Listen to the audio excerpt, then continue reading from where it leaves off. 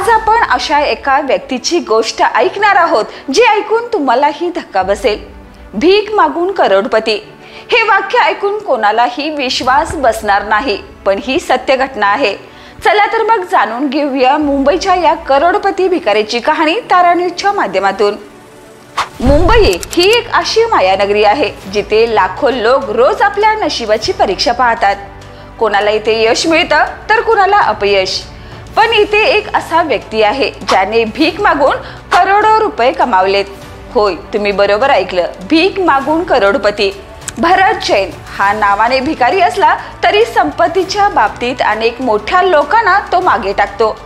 भरत जैन हा जगातील सर्वात श्रीमंत भिकाऱ्यापैकी एक आहे। त्याच्याकडे तब्बल 7.5 कोटीची संपत्ती आहे। तो मुख्यतः छत्रपती शिवाजी महाराज टर्मिनस आणि आझाद मैदान परिसरात भीक मागतो।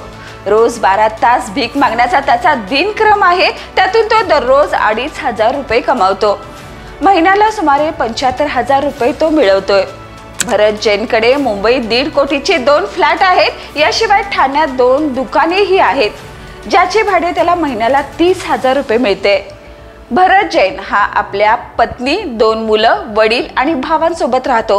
विशेष म्हणजे त्याची मुले नामांकित कॉन्व्हेंट स्कूलमध्ये शिकलीत आणि आता त्याचं कुटुंब एक स्टेशनरी दुकानही चालवतंय। भरत जैनची परिस्थिती आता सुधारली आहे। त्याच्या कुटुंबाने त्याला भीक मागणं सोडण्यास सांगितलंय, पण तरीही तो अजूनही भीक मागतोय। त्याचा दावा आहे तो 4 दशकापासून हेच करत आल्यामुळे हे काम त्याच्या सवयीचं आणि सोयीचं झालंय।